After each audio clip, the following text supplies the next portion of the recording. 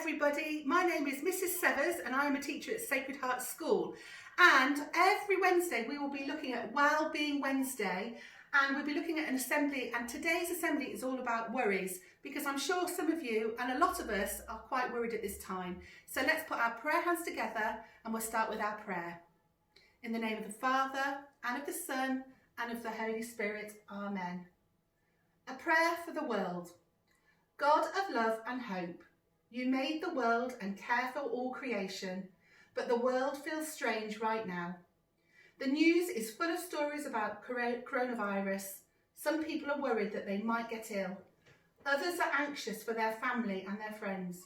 Be with them and help them to find peace. We pray for the doctors and nurses and scientists and all who are working to discover the right medicines to help those who are ill. Thank you for that, even if those anxious times and you are with us. Help us to put our trust in you and keep us safe. Amen. So, we're going to be thinking about what the word worry means. What do you know about the word worry? To worry is to think about problems or fears. To fear or show fear and concern because you think that something bad has happened or it could happen. And I want you to think about how you're feeling at the moment if you're worried. I'm also worried too, and it's good to share how we're feeling. I'm going to read a story, and you can help me while I read this story, and it's about a little girl called Ruby who's worried. Ruby worry. And here's Ruby. And here's Ruby with all her family. And if you want to find the book, it's written by Tom Percival. Ruby loved being Ruby. She loved to swing up high. And she loved to explore wild, faraway places.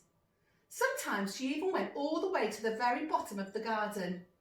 Ruby was perfectly happy until one day. She discovered a worry. It wasn't a very big worry.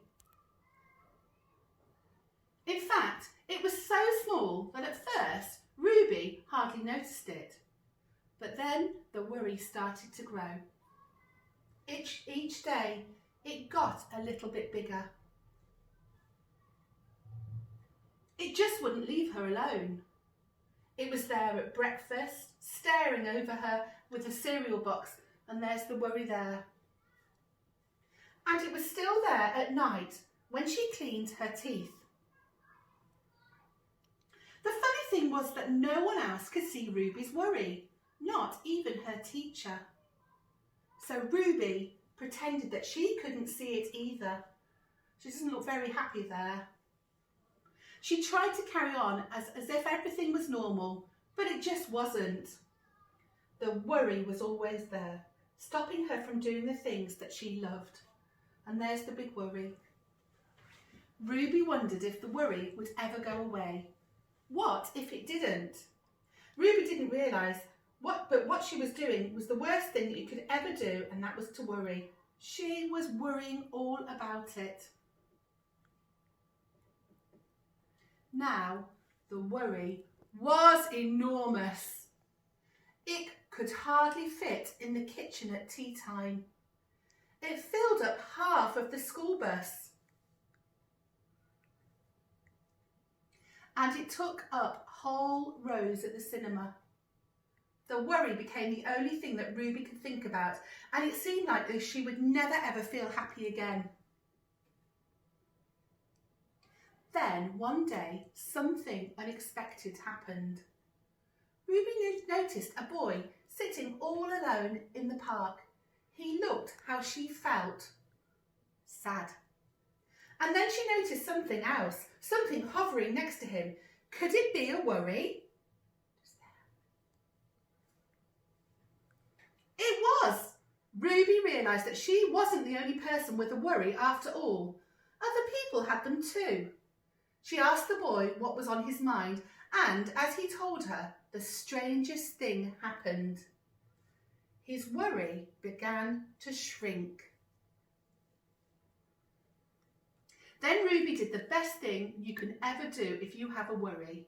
She talked about it. As the words tumbled out, Ruby's worry began to shrink until it was barely there at all. Soon, both of their worries had gone. Finally, Ruby felt like herself again. Of course, that wasn't the last time that she ever had a worry. Everyone gets one from time to time. But now she knew how to get rid of them. They never hung around for long. What a lovely story that is, all about worries. Now, I always get worried about things, especially at this time, and I'm worried about my family, and I haven't seen my mum and dad for a long time now, so I do get a bit worried about them, but I talk to them on their phone and make sure that they're okay. So don't forget what Ruby did. She spoke to someone about her worry, so you all can speak to someone if you're worried.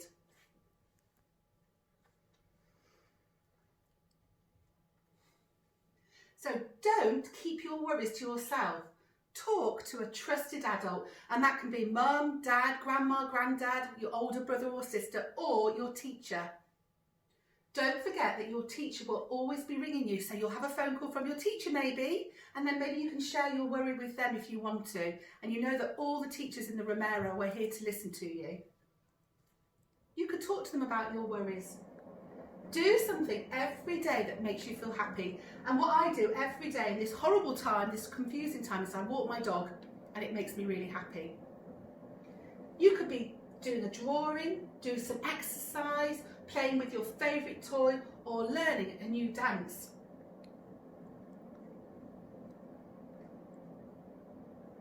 I have a joke for you before we finish our assembly.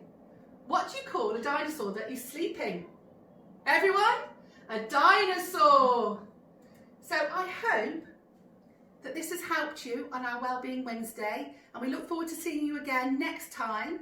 Look after yourselves, stay safe, and don't forget to talk to someone if you've got a worry. Here are some useful ideas if you want to have a little look and you want to share how you're feeling. And we'll just finish by making the sign of the cross. In the name of the Father, and of the Son, and of the Holy Spirit. Amen. Bye-bye for now. Take care, everyone.